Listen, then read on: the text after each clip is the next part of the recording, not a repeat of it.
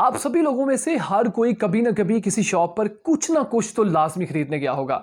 Let's imagine कि आप किसी शॉपकीपर के पास जाएं और शॉपकीपर को जाकर कहें कि can I have a jar of happiness.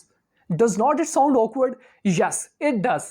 लेकिन इससे भी ज्यादा अजीब तब लगता है कि जब आप ये कहते हैं कि we can not find happiness anymore. हमें किसी भी चीज में कोई खुशी मिलती ही नहीं है। आपको पता है कि मुझे अजीब क्यों लगता है? मुझे ये अजीब इसलिए लगता है कि खुशी किसी दुकान पर पड़ी कोई प्रोडक्ट नहीं है कि जिसे आप जब चाहें खरीद सकें। हमें खुशी को बेसिकली खुद से तलाश करना पड़ता है और इस खुशी को तलाश करने की पावर भी हमारे अंदर ही मौजूद होती है। वैसे मेरे मुताबिक हैप्पीनेस हर वक्त मुस्कुराते रहना, अपने दोस्तों के सामने जोकर बनने रहने का नाम नहीं है, बल्कि हैप्पीनेस तो आपकी इंटरनल सेटिस्फैक्शन का नाम है जो कि आपको कोई भी काम करके मिल सकती है। सो आज मैं आपको बताने वाला हूं कि how to fill your jar of happiness. Hello everyone, this is me Shahzeb Farooq and welcome to my YouTube channel Meri Baat सुनो। खुश रहने के मैं आपको 2 स्टेप्स बताऊंगा। The step number 1 is the centre of happiness is I. आपको ये बात बहुत ही अच्छी तरह समझ लेनी है कि आपकी खुशियों का इन्हिसार किसी दूसरे पर नहीं होना चाहिए। आपकी खुशियों का कंट्रोल सिर्फ आपके अपने हाथ में होना चाहिए। Step number 2 is adding the ingredients. जिस तरह हमें पता है कि हमें एक अच्छी डिश बनाने के लिए बहुत ही ज़्यादा अच्छे इंग्रेडिएंट्स को शामिल करना पड़ता है, इसी तरह हमें बहुत ही अच्छे इंग्रेडिएंट्स को अपनी ज़िंदगी में भी शामिल करना पड़ेगा।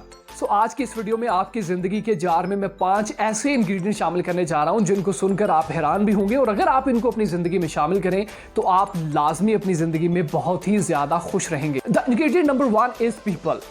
आप हमेशा उन लोगों को अपनी ज़िंदगी में चूज़ करें जो कि आपको मोटिवेट करते हैं, और निकाल फेंकिए उन लोगों को अपनी ज़िंदगी से जो कि आपको हमेशा पिंच करते रहते हैं, आपके गोल्स को अचीव करने में आपकी मदद नहीं करते बल्कि आपको बुली करते रहते हैं। Ingredient number 2 is happy place.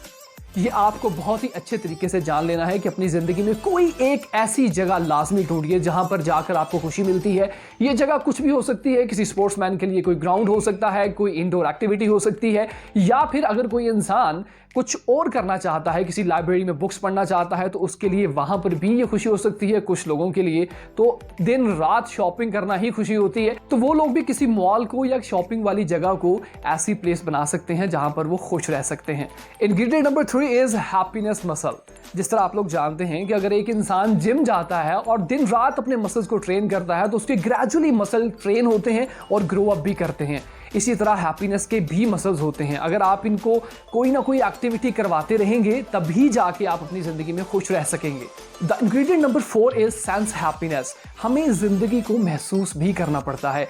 चीजों से खुशी नहीं मिलती बल्कि खुशी तो लम्हों में कैद होती है। A Persian philosopher Umar Khayyam said that happy for this moment is your life. So always search for the moments जो कि आप लोग अपने प्रेजेंट में जी रहे होते हैं, उन्हीं में आपकी खुशी छुपी होती है।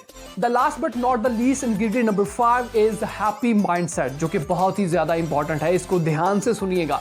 आपका हैप्पी माइंडसेट आपकी मदद करेगा आपकी शॉर्ट टर्म हैप्पीनेस को लॉन्ग टर्म हैप्पीनेस में कन्वर्ट करने के लिए। सो अगर आप अपनी जिंदगी में लॉन्ग टर्म हैप्पीनेस चाहते हैं तो आपको कुछ ना कुछ अचीव करना पड़ेगा। यहां पर मैं 2 ऐसे इंस्पिरेशनल एग्जांपल्स दूंगा जिन एग्जांपल को सुनते हुए आप जरूर अपने गोल को अचीव करने की तरफ दौड़े। यहां पर बात करूंगा मोहसिन नवाज की। 2 साल की उम्र में पोलियो की बीमारी की वजह से टांगों से महरूम हो गए।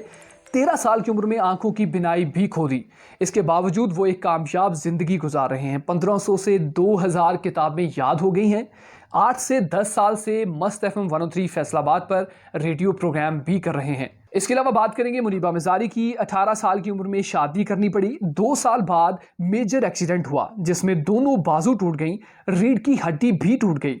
डॉक्टर ने कहा उम्र भर नहीं चल पाएंगी, माँ भी नहीं बन पाएंगी, लेकिन आर्टिस्ट बनना चाहती थी तो पेंटिंग उनको करने का बहुत शौक था। उन्होंने अपनी अचीवमेंट को रोका नहीं, अपनी उस कुव्वत को नहीं रोका और उसको आगे लेकर चलती रहीं, और आज वो पाकिस्तान की एक बहुत बड़ी एंकर हैं, पाकिस्तानी एक्टिविस्ट हैं, मॉडल हैं, सिंगर हैं और साथ ही साथ में मोटिवेशनल स्पीकर भी हैं। सो कभी भी किसी भी सिचुएशन में आप लोग मायूस ना होइए बल्कि अपनी करंट सिचुएशन से कोई ना कोई वे निकालने की कोशिश कीजिए और अपनी लाइफ को मोर कलरफुल और हैप्पी बनाइए। मुझे शाहजेब को मेरी बात सुनो से इजाजत दीजिए। अपना बहुत सारा ख्याल रखिएगा। चैनल को सब्सक्राइब कीजिएगा, लाइक कीजिएगा और शेयर कीजिएगा।